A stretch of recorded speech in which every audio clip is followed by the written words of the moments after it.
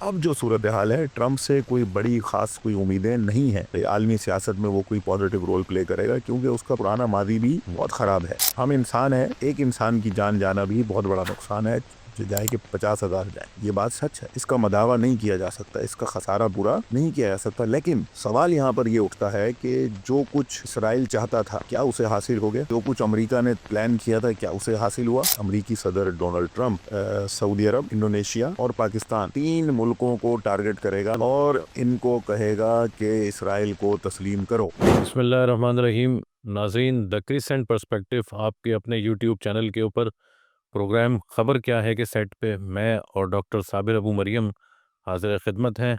नाज़रीन, तकरीबन 10वां रोज़ है आज इस इसराइल और हमास की जंगबंदी का, और उसके बाद जो है वो कैदियों का तबादला भी जारी है। तकरीबन 3 लाख से ज़्यादा शहरी जो है वो गज़ा की तरफ लौटना शुरू भी हो गए हैं, और लाखों की तादाद में जो है वो रास्ते में भी हैं। इसी मौज़ू से मुंसलिक और आलमी हालात के ऊपर बात करने के लिए और तकरीबन 1.5 साल से जारी रहने वाली गज़ा और इसराइल जंग में जो है वो क्या इसके आफ्टरमैथ है, उसके ऊपर बात करने के लिए हम एज़ यूजुअल हमने दावत दी है जनाब डॉक्टर साबिर अबू मरियम साहब को। डॉक्टर साहब कैसे हैं? अल्हम्दुलिल्लाह, आप खैरियत से हैं? ठीक जी, अल्हम्दुलिल्लाह हाँ। खैरियत से हैं। डॉक्टर साहब, 10वां रोज़ गुज़र चुका है इस जंगबंदी को, उसके ऊपर भी हम देखते हैं कि इसराइल की जानिब से पे दर पे जो है वो इस सीज़ फायर की मुखालफत भी की जाती है, और सीज़ फायर के ऊपर जो है वो इनकी अपनी काबीना में काफ़ी कॉन्फ्लिक्ट भी पाया जाता है, और सीज़ फायर की खिलाफ वर्जी भी हो रही है। तो किस तरह से देखते हैं? और जबकि जो है वो ये सीज़ फायर को 10वां रोज़ है, फ़लस्तीनी अपने वतन को जो है वो लौट भी रहे हैं, लाखों की तादाद में जो है वो रास्ते में भी हैं। तो ये डेवलपमेंट किस अंदाज़ से देखते हैं?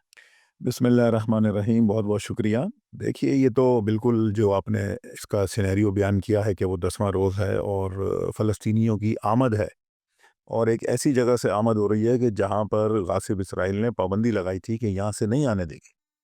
तो उसके बाद से उनका आना तो ये बात साबित कर रहा है कि ये बहुत बड़ी एक अचीवमेंट है, और ख़ास तौर पर ये भी बात है कि जो इस वक़्त पहले भी, बल्कि मैं ये समझता हूँ कि ये बातें पहले भी हुई थीं, जब ये गज़ा वॉर शुरू हुई थी 7 अक्टूबर के बाद।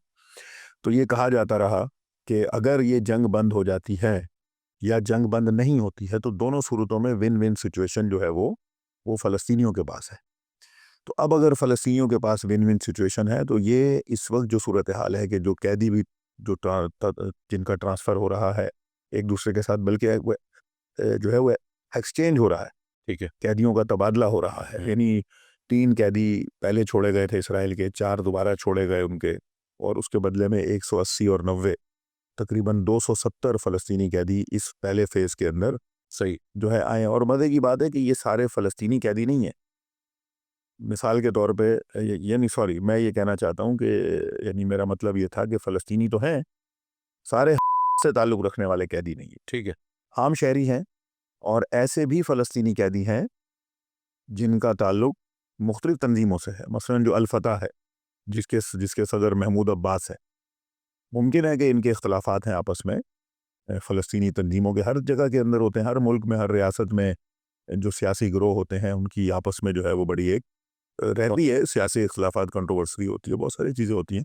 लेकिन उसके बावजूद भी जो एग्रीमेंट किया गया है, उसमें उन कैदियों को प्रायोरिटी दी गई है जो 36 साल से, 40 साल से, 35 साल से, 22 साल से गासिब सेहूनी जो इसराइली फ़ौज है, उसके वो कब्ज़े में थे और जेलों में कैद थे गैर कानूनी तौर पर, गैर इंसानी फ़ितरी तौर पर। तो उन कैदियों को भी शामिल किया गया। सिर्फ़ ये कोई ऐसी बात नहीं है कि और इसराइल की लड़ाई है, बल्कि ये पूरे फ़लस्तीन की लड़ाई है। सही। ये पूरे फ़लस्तीन की इसमें बात हुई है, और इसमें ये बहुत अच्छी चीज़ है कि जो सीज़ फायर है उसका पहला फ़ेज़ कंटिन्यू है, और उसमें ये सब चीज़ें हो रही हैं। और ये जो फ़लस्तीनियों की वापसी का आपने इशारा किया, ये तो बहुत ही, जिसको कहना चाहिए कि एक ज़बरदस्त पेशरफ्त है, सही। कि जिसके लिए आप देखें फ़लस्तीनी 1948 से कह रहे हैं कि राइट ऑफ रिटर्न, और एक मर्तबा फिर उनको उसी सिचुएशन का सामना करना पड़ गया ये गज़ा वॉर के अंदर, कि उन्हें फिर घर से निकाल दिया गया, ठीक है। और इसराइल और अमेरिका ने कहा कि अब इनको नहीं आने देंगे, और ट्रंप ने अभी फिर ऐसी बात कह दी है कि ये जो गज़ा के फ़लस्तीनी हैं इनको उर्दन और वो मिस्र भेज दो। लेकिन ये गज़ा के फ़लस्तीनी अपने घरों में वापस आ रहे हैं, ये मैं समझता हूँ कि जिस तरह कहा गया था कि जंग बंद हो या ना हो, दोनों सूरतों में फ़लस्तीनियों की कामयाबी। अब जबकि जंग बंद हो गई है, ना तो इसमें तो वाज़ेह तौर पर मैं समझता हूँ कि सबसे पहले हमें ये बावर करना चाहिए कि ये फ़लस्तीनियों की इस्तकामत और सब्र के बदले में कि फ़लस्तीनियों की इस की ये बहुत बड़ी फ़तह है कि उन्होंने इतनी बड़ी ताकत अमेरिका, बरतानिया, यूरोपियन कंट्रीज़, इसराइल खुद गासिब या इनके सामने उन्होंने ये अचीव किया। मेरा ख़्याल है कि ये बड़ी अच्छी पेशरफ्त है और इसे जारी रहना चाहिए। अच्छा, आपकी इसी बात को लेते हुए आगे मैं बढ़ता हूँ। वो ये कि एक तबका ऐसा है जो खुद जो है वो इस बात को महसूस भी कर रहा है, ऑब्ज़र्व भी कर रहा है, कहता भी है कि जो है वो या तो ये एक महवर की जो है वो कामयाबी नहीं है बल्कि नाकामी है। जो है वो 50,000 से ज़्यादा लोगों को जो है वहाँ पर शहीद कर दिया गया। मासिव इंफ्रास्ट्रक्चर जो है वो कोलैप्स कर दिया गया वहाँ पर। तो ये जो एक्सिस ऑफ रेजिस्टेंस है इसकी बिलाखिर कहीं न कहीं नाकामी है, जो इतना बड़ा नुकसान जो फ़लस्तीनियों को गज़ा में उठाना पड़ गया है, तो जिसको रिकवर होते-होते भी जो है वो कोई 10-20 साल से कम लगना नहीं है। तो क्या ऐसा लगता नहीं है कि ये नाकामी है और उनका कहना बजानिब है, हक़ बजानिब है कि वाक़ई ये एक तरह से सेंस ब्लॉक की नाकामी है? देखिए वासिफ़, ये जो इस तरह की बातें करते हैं लोग, मैं आपको थोड़ा-सा बैकग्राउंड बता दूँ। नंबर 1, ये वो लोग हैं जिन्होंने कभी फ़लस्तीन के लिए उनकी हिमायत में कभी बात नहीं की, नंबर 1। नंबर 2, ये वो लोग हैं जो वेस्टर्न गवर्नमेंट के फंडेड हैं। सही। फॉर एग्ज़ाम्पल, जब 7 अक्टूबर तूफ़ान-ए-अक़सा हुआ, आपको अगर याद हो, उस वक़्त भी कुछ लोगों ने कहा कि ये 7 अक्टूबर बहुत बड़ी गलती है और को ये नहीं करना था बिल्कुल ठीक। और ये क्यों कर दिया, अब क्या होगा, अब ये हो जाएगा, अब सब ख़त्म हो जाएगा, ये वो फलाना, ये सब इन्होंने कहा। क्यों कहते हैं ये लोग ये बातें? ये आज भी वही लोग ये बातें कह रहे हैं कि भाई जो गज़ा जंगबंदी हो गई है, अब इसके बदले में क्या है? इसके बदले में ये है कि भाई ये हम हार गए हैं। जबकि हम ये मान रहे हैं, यानी मेरे जैसा एक तालिब इल्म ये मानता है कि ये कामयाबी है, उसकी दलीलें हैं। अब मैं आपको थोड़ा एक्सप्लेन करूँ। ये जो लोग हैं, ये किसकी ज़बान बोल रहे हैं? ये दुश्मन की ज़बान इसलिए बोल रहे हैं क्योंकि दुश्मन ये जंग हार गया है। जब दुश्मन 7 अक्टूबर को हार गया था, उसका इंटेलिजेंस फेलियर हो गया, उसका फ़ौजी फेलियर हो गया, उसका हर उन्वान से फेलियर हो गया, इंटेलिजेंस फेलियर हो गया, तो उसने क्या किया? उसने कहा अब इस फेलियर को कम दिखाने के लिए मैं क्या करूँ? उसने पूरी दुनिया में अपने इस तरह के जो कारिंदे थे, उनको एक लाइन दे दी कि भाई इस लाइन का प्रचार करो कि 7 अक्टूबर बहुत बड़ी गलती थी। उल्टा फ़लस्तीनियों को क्या करो? वो मुजरिम बना दो। ठीक है। सेम इसी तरह अब जबकि जंगबंदी हो गई है, जंगबंदी के अंदर तमाम फ़लस्तीनी धड़े, फ़लस्तीनी अवाम, फ़लस्तीनी कौम, हुँ। उनके हमदर्द पूरी दुनिया में इस बात का एतकाद करते हैं, रखते हैं कि ये फ़तह है, ये कामयाबी है। तो अब ये क्या कहते हैं? अब ये कहते हैं नहीं, हार गए हैं, 50,000 बंदे शहीद हो गए, बिल्डिंगें गिर गईं, सब कुछ तबाह हो गया। ये हमें नुकसानात दिखाते हैं कौन से? इंफ्रास्ट्रक्चर। इंफ्रास्ट्रक्चर के और शहादतों के। देखिए, हम इंसान हैं, एक इंसान की जान जाना भी बहुत बड़ा नुकसान है, चाहे कि 50,000 जाएँ। जिस तरह एक जान का नुकसान है, उसी तरह 50,000 का नुकसान है। ये बात सच है, इसका मदावा नहीं किया जा सकता, इसका खसारा पूरा नहीं किया जा सकता। लेकिन सवाल यहाँ पर ये उठता है कि जो कुछ इसराइल चाहता था, क्या उसे हासिल हो गया? ठीक है। जो कुछ अमेरिका ने प्लान किया था, क्या उसे हासिल हुआ? इसराइल ने तो कहा था फ़लस्तीनियों को वापस नहीं आने देंगे। तो क्या आज फ़लस्तीनी वापस आ रहे हैं या नहीं आ रहे? अभी आपने खुद बयान किया कि 3 लाख से ज़्यादा फ़लस्तीनी जो है वो गज़ा सही है। वो वापस आ रहे हैं। बिल्कुल ठीक है। दूसरी बड़ी बात, कहा गया था कि को ख़त्म कर देंगे। तो आपने देखा है कि जो 10-12 दिन पहले जब सीज़फायर हुआ, तो ये कहते ख़त्म हो गई है, सुरंगों में छुपी हुई है, फलाँ है, ढिमका है, ये वो। लेकिन वो तो यूनिफ़ॉर्म्स के साथ हैं, उनके उनका असला भी उनके साथ है। वो सड़कों पे निकल आए, वो तो अगले ही दिन सीज़फायर के, और इनके कैदियों को लाकर उन्होंने ट्रांसपोर्ट कर दिया। ठीक है। तो ये सारी बातें इस बात की दलील हैं कि दुश्मन के जो ऑब्जेक्टिव्स थे, जो उसकी गोल्स थे, सही है। वो सारे यहाँ पर फेल हो गए। अब उस फेलियर को छुपाने के लिए कौन लोग हैं? वो ये लोग हैं जो हमें ये दिखा रहे हैं कि ये सब कुछ करवा के कौन सी कामयाबी है। अब यहाँ पर एक आखिरी सवाल है, सही है। वो इन लोगों के लिए ये है कि आप मुझे बताइए, अगर बिल्डिंगों को तबाह कर देना, सही है। 50,000 मासूम लोगों को कत्ल कर देना, ठीक है। खतरनाक बम इस्तेमाल करना, अरबों डॉलर का असला इस्तेमाल करना, ये सब करना अगर कामयाबी है, तो अब मुझे बताएं कि दुनिया की कौन सी ऐसी किताब और फिलॉसफी है जहाँ पर ये लिखा हुआ है कि इतने कत्ल आम कर दो, बच्चों को मार दो, खवातीन को कत्ल कर दो, बिल्डिंगें तबाह कर दो, इंफ्रास्ट्रक्चर बर्बाद कर दो, लोगों को घरों से निकाल दो, ये कामयाबी है, जबकि वो लोग फिर आपके मुकाबले में खड़े हैं। ठीक है, तो ये तो कोई कामयाबी नहीं है। तो ये ऐसे लोग हैं जो पेड़ हैं और इनकी दाल रोटी जो है वो चलती है वो यानी फ़लस्तीन मुखालिफ ताकतों के साथ।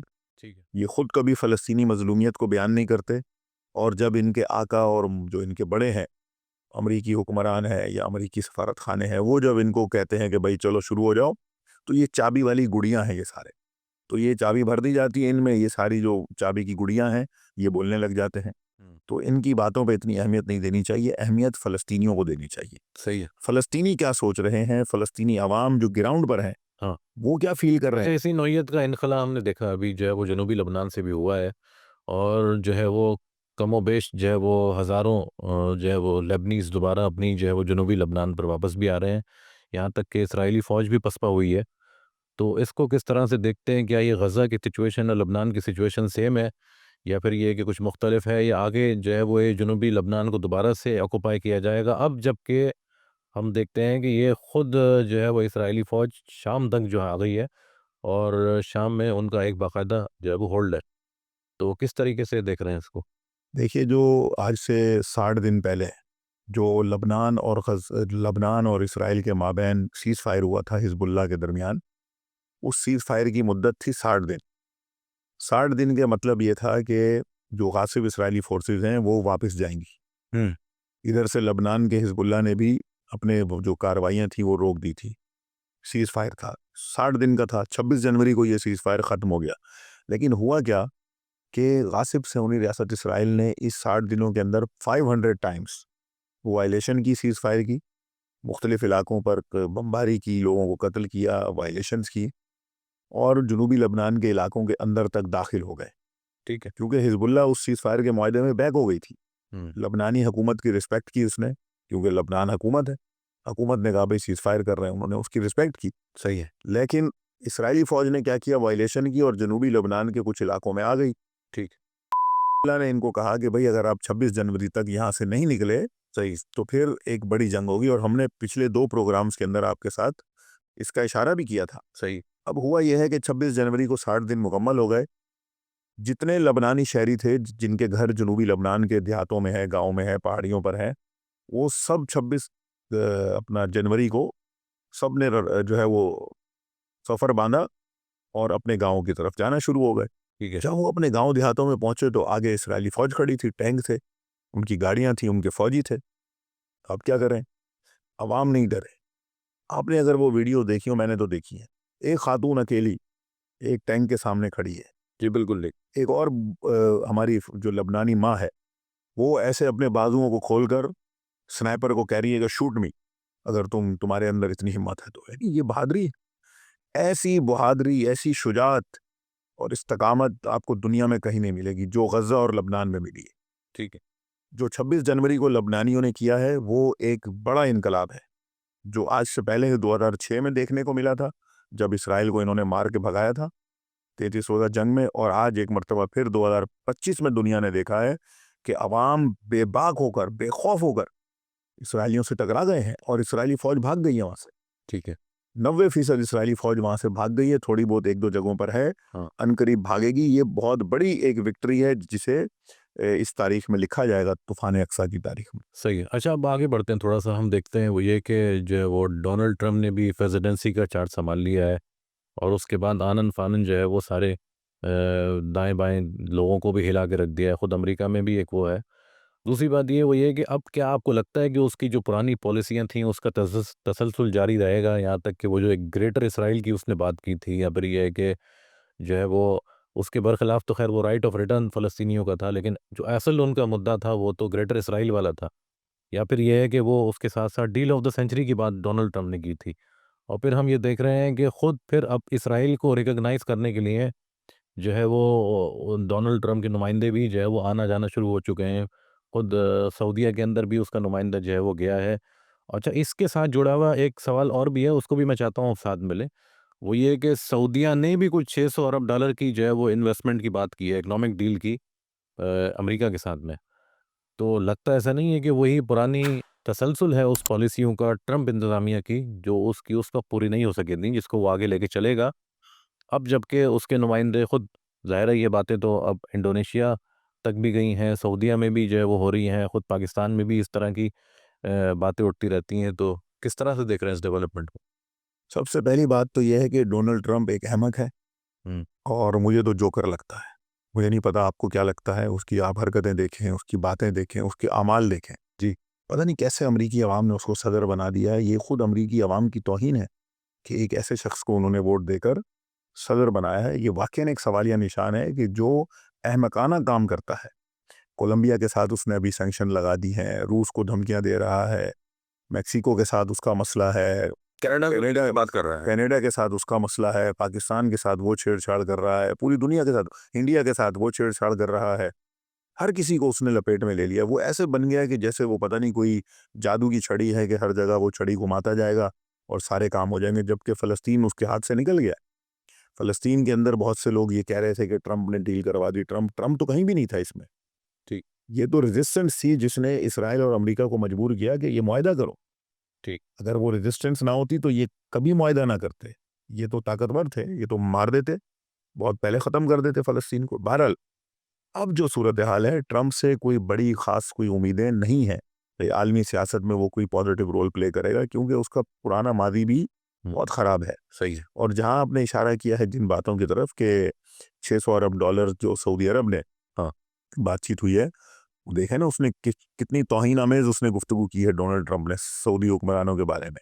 सही, सदारत संभालने के अगले ही दिन उसने कहा कि मैं पिछली सदारत में सऊदी अरब का दौरा किया था तो 500 अरब डॉलर की सही। जो है वो इन्वेस्टमेंट आपने की थी हमारे साथ। अब अगर मुझे सऊदी अरब बुलाना चाहते हो हुँ, तो 600 अरब डॉलर की इन्वेस्टमेंट करो अमेरिका में। सही, यानी आप देखें उसने इनको दूध दोने वाली गाय बना लिया है ठीक है। कि एक ऐसी दूध दोने वाली गाय कि जिसके थन को उसने नोच-नोच कर ख़राब कर दिया। ये सऊदियों की हालत है कि यानी मोहम्मद बिन सलमान को आप देखें, ये एक यानी सऊदी अरब एक मुसलमानों का एक बावकार मुल्क है। हमारे मुक़द्दसात वहाँ पर हैं। मक्का मुकरमा है, मदीना मुनव्वरा के अंदर हमारा हरम है, रसूलुल्लाह सल्लल्लाहु अलैहि वसल्लम है। एक मुक़द्दस मकाम है, लेकिन उसका हुक्मरान आप देखिए, पिछली बार जब ट्रंप आया था, जो अपनी टाँगों पे खड़ा नहीं हो सकता। सही, यानी सलमान साहब किंग सलमान, मैं बड़ी रिस्पेक्ट के साथ उनको कहता हूँ, वो बेचारे क्या है कि कहना चाहिए कि बीमार हैं। उनकी ताकत नहीं थी उनके अंदर कि वो अपने पैरों पे खुद खड़े हो सकें। उनको 4 आदमी इधर से 4 इधर से पकड़ के कहते हैं कि आओ जी खड़े हो जाओ। ठीक है। लेकिन ट्रंप के लिए वो खड़े हुए और ना चाहते हुए तलवार लेकर वो नाच रहे थे। सही है, ये इज़्ज़त है। और अब फिर ट्रंप उनकी तौहीन कर रहा है, उनकी बेइज़्ज़ती कर रहा है। सही है। उनको कह रहा है मुझे बुलाना है तो 600 अरब डॉलर दो। तो मेरा ख़्याल है कि ये तो बड़ी एक किसको कहना चाहिए बेशर्मी है। अच्छा, सवाल का एक हिस्सा मैं ये था ना। पहले उस जी, हाँ, ये एक बेशर्मी है। दूसरी बात जो आपने की है कि जो इसराइल के बारे में है, कि इस वक़्त हमारे पास ये इत्तलात हैं, ये ख़बरें गर्दिश कर रही हैं कि डोनाल्ड ट्रंप आइंदा चंद दिनों मैंने आज ट्वीट भी की है उस पर, अगर आपकी नज़र से गुज़री हो, तो मेरे ट्विटर अकाउंट पर है। मैंने लिखा है कि आइंदा चंद दिनों में अमरीकी सदर डोनाल्ड ट्रंप सऊदी अरब, इंडोनेशिया और पाकिस्तान 3 मुल्कों को टारगेट करेगा हाँ, इसी के ऊपर मैंने बात की और है। इनको कहेगा कि इसराइल को तस्लीम करो। अच्छा, उसके पीछे जो कॉन्सिक्वेंसेज़ हैं वो डिफरेंट है। सऊदीया के साथ उसके वो माली मसाइल हैं, ठीक है, वो उधर वो करेगा। इंडोनेशिया के साथ जो मसाइल हैं कुछ और नौयत है, और पाकिस्तान के जो सियासी मसाइल हैं, स्पेसिफिक जो एक पार्टी के सरबराह को उन्होंने गिरफ्तार भी कर रखा है हुकूमत ने सही है। और मुकदमे चल रहे हैं उनके ऊपर, वो एक सिनेरियो बनेगा। इधर से वो ट्रंप का प्रेशर है, हुँ, वो चाहते हैं कि अब ट्रंप इसके ऊपर कोई डील करेगा वो। ठीक है, क्योंकि ये खबरें भी हैं कि अगर भाई कहा यह जा रहा है कि शायद ट्रंप जो है यहाँ पर कोई सियासी मुदाखलत करेंगे, ठीक है। लेकिन मुझे नहीं लगता कि इस तरह की मुदाखलत वो कोई सौदेबाजी करेंगे, क्योंकि वो सौदेबाज है। हुँ, उसको फ़र्क नहीं पड़ता कोई जेल में रहे, कोई आज़ाद रहे, कोई कैसा रहे, कभी इस शक्ल में, कभी उसको अपना काम लेना है। ठीक है, तो ये 3 मुल्क इस वक्त हिट लिस्ट पर हैं, ठीक है। सऊदी अरब, इंडोनेशिया और पाकिस्तान। इन पर ये गज़ा जंगबंदी के बाद उनका ये प्लान है कि जो जंग हम मैदान में हार गए हैं, ठीक है, उस जंग को इस जंगबंदी के मुआहदे के ज़रिए कामयाबी में तब्दील करें, और वो तब्दील कैसे होगी? सही है। जब सऊदी अरब इसराइल को तस्लीम कर ले, और ये होने जा रहा था 7 अक्टूबर से पहले। जी, बिल्कुल ऐसे ही था। ये 7 अक्टूबर को सऊदी अरब तस्लीम करता, और मुमकिन है कि पाकिस्तान भी किसी हद तक कोई ना कोई सॉफ्ट कॉर्नर ठीक है। दिखा देता, लेकिन 7 अक्टूबर ने सारे ख्वाबों को चकनाचूर कर दिया। और मैं यहाँ से ये भी कहता हूँ, हुकूमत पाकिस्तान को बड़ी होशियारी के साथ इस मसले को डील करना चाहिए, समझदारी के साथ। कोई इसके अंदर अमरीकी मफादात का ख्याल ना रखा जाए, किसी के मफादात। नेशनल हमारा जो इंटरेस्ट है वो इसराइल नहीं है, हमारी आइडियोलॉजी है। हम एक आइडियोलॉजिकल स्टेट हैं। अगर हमने अपनी आइडियोलॉजी के ख़िलाफ़ जाकर इसराइल के साथ हाथ मिलाया, दोस्ती की अमेरिका के कहने पर, ये सब करने पर, तो हमारी आइडियोलॉजी कोलैप्स कर जाएगी। हमारी आने वाली वो नस्लें ठीक है बर्बाद हो जाएंगी। ये मुल्क अपनी हकीकत खो देगा। ठीक है। हम बहुत एक अच्छा, यानी हमारा पाकिस्तान बड़ा स्ट्रांग है, और हमारे पास बहुत सारी वो सलाहियतें हैं जो दुनिया के किसी और मुल्कों के पास ठीक है। नहीं है। इसका मतलब ये होगा कि हम फिर डिक्लाइन हमारा जो है वो बड़ी तेज़ी से होगा। और ये कायद-ए-आज़म मोहम्मद अली जिन्ना रहमतुल्लाह अलैह के जो उनका वो नज़रिया है, जो उनके अफ़कार हैं, ऑब्वियसली उसके ये लिए उसके ख़िलाफ़ है। तो ये हुकूमत अगर करेगी, तो मुझे लगता है कि पाकिस्तान के अवाम हुकूमत को नहीं छोड़ेंगे, फिर वो सड़कों पे होंगे। और ये अनार्की अमेरिका यहाँ फैलाना चाहता है। ठीक है। हमें इसराइल से कोई फ़ायदा नहीं है, हमने उसके साथ कोई दोस्ती नहीं करनी। जिन्होंने दोस्तियाँ की हैं, उन्होंने अपना अंजाम देख लिया है। तो हमारा उससे दोस्ती का कोई, हम आइडियोलॉजिकल हमारा कॉन्फ्लिक्ट है। हमने उसको किया तो हमारी आइडियोलॉजी नल एंड वाइड हो जाएगी। हमारा कश्मीर ख़त्म हो जाएगा, जो ऑलरेडी तकरीबन ख़त्म होने जा रहा है। तो हमें सबको बचाना है। सबसे पहले हमें पाकिस्तान को बचाना है। ठीक है। तो ये हमें ना बताया जाए कि इसराइल के साथ कोई ताल्लुकात बना लेगा और फिर पाकिस्तानी अवाम, मुझे नहीं लगता कि पाकिस्तान के लोग खामोश बैठेंगे फिर। अच्छा, ये उसी का तसलसल नहीं है कि डील ऑफ द सेंचुरी के ऊपर भी मैंने अभी बात की आपसे कि भाई वो उसी का तसलसल है, और फिर ये है कि ग्रेटर इसराइल का जो एक उनका एम्बिशन था, ऑब्जेक्टिव था, उसको पूरा करने के लिए, तो ये मेरे ख्याल में उसी का तसलसल है कि ये बिल्कुल ऐसा ही है। ज़ाहिर है कि उन्होंने एक मनसूबाबंदी कर रखी है। सऊदी को अप्रोच करें, पाकिस्तान को इंगेज करें, और फिर जो है वो इंडोनेशिया। अगर सऊदी अरब हो जाता है तो फिर किसी के पास कोई वो जवाब ही नहीं है ना। वो कहेंगे भाई सबसे बड़ा मुसलमान मुल्क है, ये मक्का वहाँ पर है। अब ये मक्का होना वहाँ पर एक अलग बात है, ठीक है। ये हुक्मरान होना एक अलग बात है। ठीक है। इनका उनसे क्या ताल्लुक है? ऑल्दो कि हम ये भी देखते हैं कि सऊदीया के अंदर जो बिल्कुल ही जो है वो यकसर फहाशी मुख्तलिफ फैल रही है, आती जा फहाशी फैल रही है, जी। सिनेमा खोल दिए हैं, हाँ। नाच गानों की महफिलें हो रही हैं। अच्छा, मुस्लिम उम्मा के अंदर इसमें बड़ा एक वो पाया जाता है, इज़्तिराब भी पाया जाता है और एक गम-ओ-गुस्सा भी पाया जाता है कि ये मुसलमानों के मुक़द्दसात हैं, और उसके साथ जो है वो इस तरीके से किया जा रहा है, किंगडम की जानिब से, एक सऊदी रेजिम की जानिब से, तो जिसको एक आम मुसलमान जो है बर्दाश्त नहीं करेगा। ये और तो ये इसकी इंटेंसिटी जो है वो आहिस्ता-आहिस्ता बढ़ती जा रही है। यानी ये कि नॉट ओनली इन पाकिस्तान में नहीं, बल्कि और दीगर मुस्लिम ममालिक में भी आप देखेंगे, तो लोग बहुत मुतरिज़ हैं कि सऊदी एक के बाद एक के बाद एक जो है वो मुख्तलिफ फ्लोर के ऊपर जो है वो इस तरह के काम अंजाम दे रहा है। ये तो हो रहा है, लेकिन अफसोस की बात यह है कि खुद सऊदी अरब के अवाम क्या कर रहे हैं? खड़े होना चाहिए उन्हें, उन्हें एहतजाज करना चाहिए, रेवोल्यूशन लाना चाहिए, उठा के बाहर फेंकें ऐसे वो करप्ट हुक्मरानों को। सही। क्यों नहीं खड़े होते? ठीक है। ठीक है, तो ये तो भाई पाकिस्तान में हम तो कहेंगे बुरा उसको, सही है। कि वहाँ अगर फांसी होगी तो हम उस फांसी को, पाकिस्तान के अंदर होगी हम उसको भी वो बुरा कहेंगे, सही है। कहीं पर भी होगी। अब बाहर बैठकर हम तो तनकीद कर सकते हैं या उसकी मजम्मत कर सकते हैं, लेकिन सऊदी अवाम को सोचना है कि उनका मुस्तकबिल भी ख़त्म हो रहा है। ठीक है। हाँ, ये बहुत इम्पोर्टेंट आपने जो है वो नुक्ता भी उठाया है, और एक उनके लिए सोचने का मकाम भी है इसके ऊपर जो है वो। अच्छा, अब आते हैं इस तरफ, हम देखते हैं कि वो ईरान की जो है वो अभी रिसेंटली डील भी हुई है रशिया के साथ में, और जो है वो जंगी जहाज़ों को भी ईरान जो है वो उनसे ख़रीदेगा। रशिया भी खुद कुछ ना कुछ एसेट्स जो है वो अपने बढ़ा रहा है ईरान के ताउन से। तो प्रैक्टिकली तो कुछ नज़र नहीं आ रहा, ईरानी वैसे ही ठंडे पड़े हुए हैं, ना कोई वो हमला करते हैं, ना वो वादे ट्रू प्रॉमिस 3 पूरा करते हैं।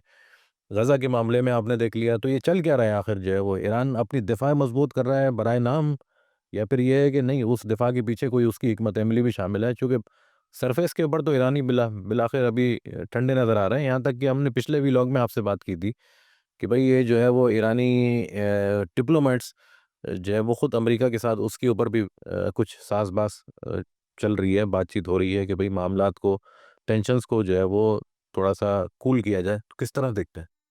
रशिया और ईरान का जो जो स्ट्रेटेजिक जो एग्रीमेंट है वो बहुत पॉजिटिव है। चाहे कोई भी हुकूमत हो, जो इस वक्त ईरान में हुकूमत है, ज़ाहिर है कि वो उस तरह की हुकूमत नहीं है जो इब्राहिम रईसी साहब की थी। हुँ। इब्राहिम रईसी साहब के बारे में सुना था कि वो बड़े रेवोल्यूशनरी लीडर थे, और बड़ा उनका एक जिसको कहना चाहिए कि बड़ी फॉलोइंग उनकी बहुत ज़्यादा हाई लेवल पर थी। ठीक है। और उनके इकदामात भी बड़े इनकलाबी थे।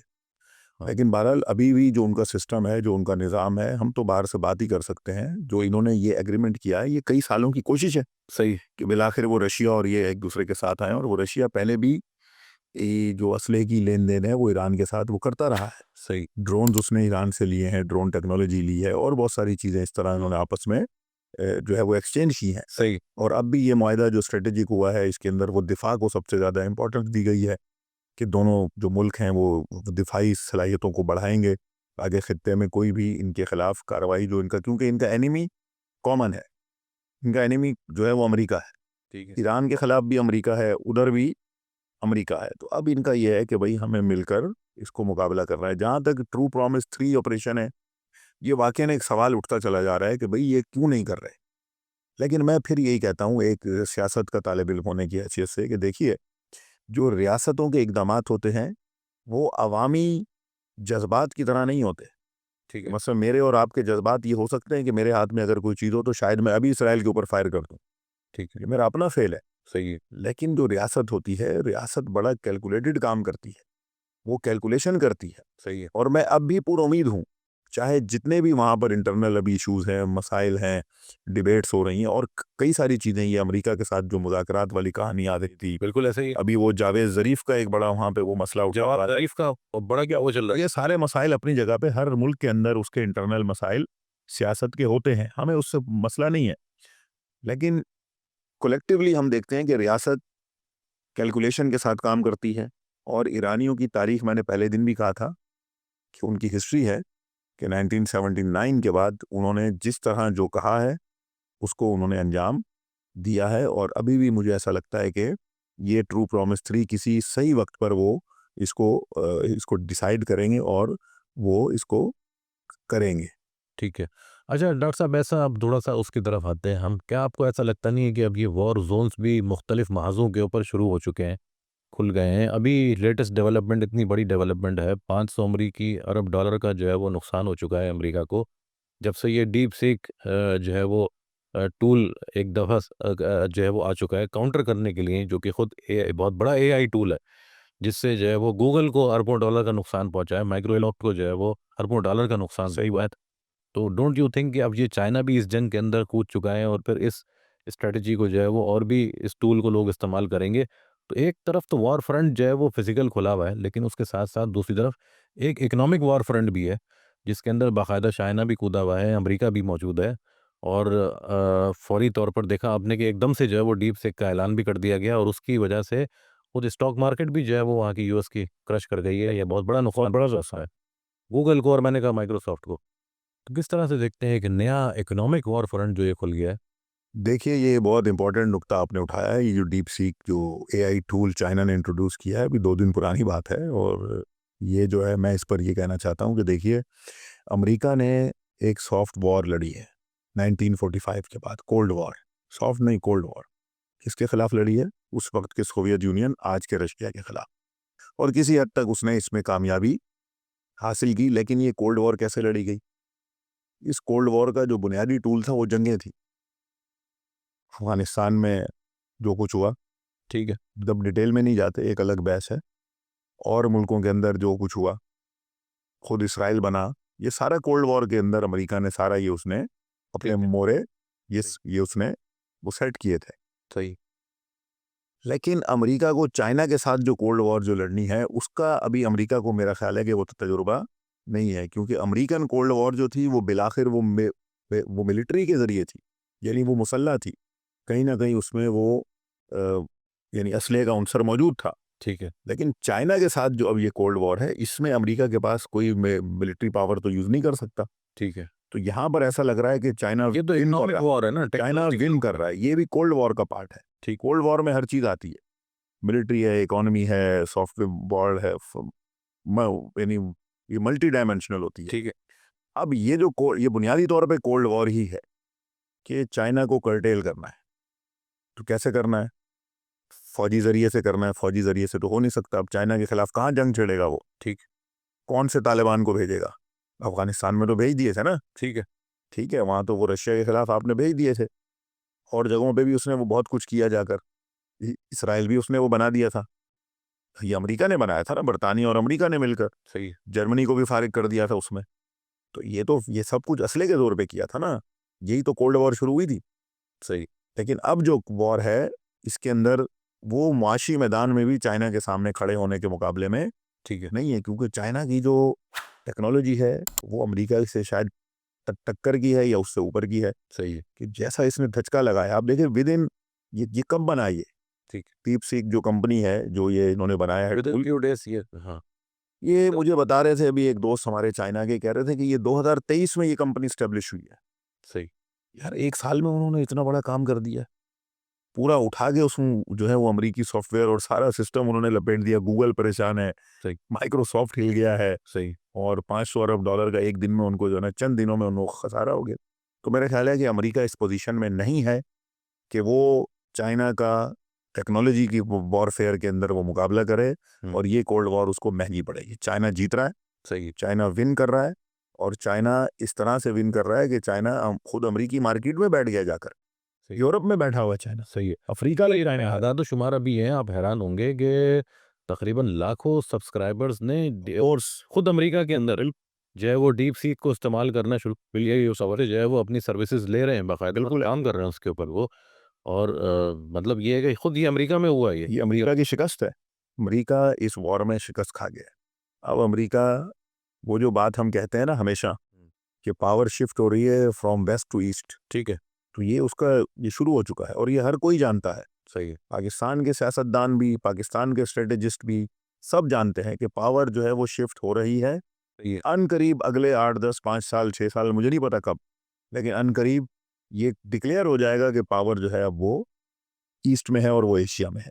सही सही सही अच्छा अभी हम देखते हैं वो ये कि जो है वो एक और बहुत इम्पोर्टेंट ख़बर है जो ख़ुद स्विट्ज़रलैंड से ख़बर आई है हालांकि जो है वो ये ख़ुद आज़ादी सहाफ़त के अलम बरदार हैं बहुत ज़्यादा फ्रीडम ऑफ स्पीच की बात करते हैं फ्रीडम ऑफ एक्सप्रेशन की बात करते हैं लेकिन उन्होंने एक पैलेस्टीनियन जर्नलिस्ट को जो है वो बेदर्दी के साथ अगवा भी किया उसको डिटेन भी किया और बड़ा उसका निशाना बनाया है तो किस तरह से देखते हैं ये स्विट्ज़रलैंड को क्या हुआ एकदम से और क्या ये जो है वो ये बड़ी बदकिस्मती है कि ये जो ये मगरबी हुकूमतें हैं, इनके जो फ्रीडम के नारे हैं बड़े खोखले हैं, दोगले नारे हैं। यानी ये फ्रीडम कहते हैं जी, जानवरों की फ्रीडम, फलां फ्रीडम, लेकिन इंसानों की फ्रीडम नहीं है इनके पास। सही फ़लस्तीन में कोई फ्रीडम नहीं है। फ़लस्तीन में ख़वातीन के हकूक़ भी नहीं है भाई। ठीक यहाँ तो वुमेन राइट्स के ऊपर इन्होंने पाकिस्तान में भी फंडिंग कर करके सही औरत मार्च और पता नहीं कौन-कौन से मार्च शुरू करवा दिए, और अजीबो-गरीब फ़ाहिश किस्म के ना ख़वातीन से नारे लगवाए, फ़ाही लिबास पहना दिए उनको। सही लेकिन फ़लस्तीन की औरतें मरती रहीं, ख़वातीन मरती रहीं, शहीद होती रहीं धमाकों में, गोलियों में। सही कोई ख़वातीन राइट नहीं है, कोई वुमेन राइट्स नहीं है। सेम इसी तरह सहाफ़ियों के लिए, यानी जब आप हक बात करेंगे, सच बात करेंगे, ये आपकी ज़बान बंद कर देंगे, आपकी ज़बान पे ताला लगा देंगे। ये कहते हैं कि सच उतना बोलो सही जितना हमें पसंद है, सही हमारी पसंद से आगे ना बढ़ो। यानी आप देखिए, क्या स्विट्ज़रलैंड को ये नज़र नहीं आया? और 15 महीने से जो 50,000 लोग मारे गए, क्या स्विट्ज़रलैंड की हुकूमत को ये नहीं पता कि 1948 से इसराइल ने कब्ज़ा किया हुआ है, एक इल्लेजिटिमेट रिजीम है? स्विस हुकूमत को ये नहीं पता कि आईसीसी ने उसके वारंट निकाले हुए हैं? ठीक है भाई अगर एक फ़लस्तीनी सहाफ़ी है, किसी की दावत पर वहाँ पर आया है, हम्म और वो उसका नाम भी अली अबू नीमा, ठीक है बड़ा मशहूर सहाफ़ी है, ट्विटर पर मेरा दोस्त है। ठीक है अच्छा उसको एक स्विस फ्रेंड ने दावत दी है, वहाँ बुलाया है यूनिवर्सिटी में तकरीर करने के लिए। वो एक इंटेलेक्चुअल पर्सन है, सही स्कॉलर है। आपने उसको पकड़ लिया है, सहाफ़ी है, फिर ऊपर से वो उसको 3 दिन इंटरोगेट किया है, बड़ी उसके ऊपर सख्तियाँ की हैं, और अजीबो-गरीब किस्म की उसके साथ साइकोलॉजिकल उसको वो करके अब उसको डिपोर्ट कर दिया है। वो इस्तांबुल पहुँच गया है अभी वहाँ पर। तो खुलासा ये है कि इनकी आज़ादी के नारे खोखले हैं, ये दोगले हैं, इनकी आज़ादी सिर्फ़ इनके लिए है, दुनिया के लिए नहीं है। तो हमें इनकी ना तो डेमोक्रेसी पे ये जो है वो इनकी डेमोक्रेसी जो इनकी है वो ना ना ना उसके नारों के अंदर फँसना है, ना इनके ह्यूमन राइट्स के नारों में। हमें पता है भाई, जो ह्यूमन राइट्स हैं, हमें अच्छी तरह पता है। सही हमारे पास पूरा चार्टर है, हमें पता है ह्यूमन राइट्स क्या है, तो हमें उसको फ़ॉलो करना।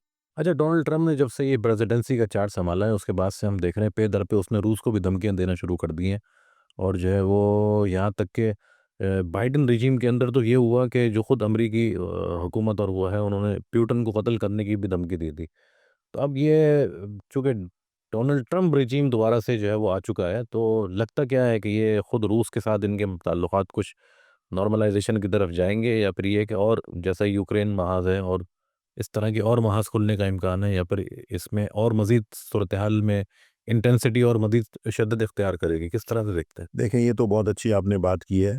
जो एक सहाफ़ी है, स्काई न्यूज़ का है, फॉक्स न्यूज़ का है ग़ालिबन, उसने ये बात आज रिवील की है उसने आज के बाइडेन हुकूमत ने पुतिन को कत्ल करने का मंसूबा बनाया था।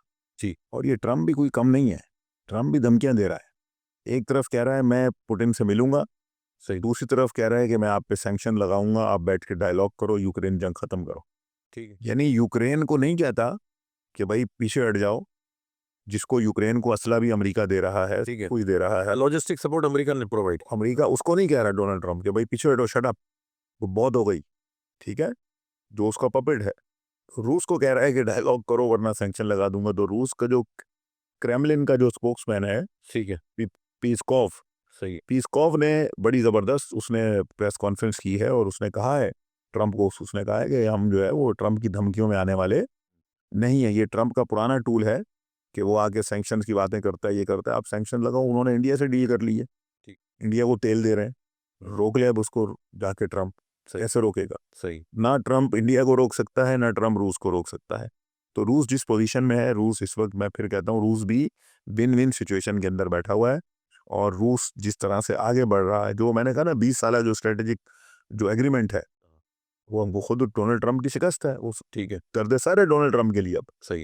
इसी तरह इंडिया को जो उसने वो तेल देना शुरू कर दिया, ये भी इसके लिए बड़ी एक मुसीबत है। अब क्या करेगा ट्रम्प? रोक के दिखाए। तो खुलासा ये है कि धमकियों से काम नहीं चलेगा। क्रेमलिन के स्पोक्स पर्सन ने कहा है कि बाइज्जत तरीके से, रिस्पेक्टेबल वे में अगर कोई बातचीत होगी तो हम उसको वेलकम करेंगे, डायलॉग भी करेंगे। हम पीस सीकर हैं, सही। हम वॉर नहीं चाहते। सही। अगर हम पर वॉर आप लगाएंगे, अगर नेटो हमारे दरवाजे पे लाएंगे, नेटो कौन है? लाखों लोगों की किलर है। ठीक है। कहाँ कहाँ नेटो ने कत्ल नहीं किया, अफगानिस्तान, इराक, पता नहीं कहाँ कहाँ पे, ठीक है। और अभी भी कर रही है।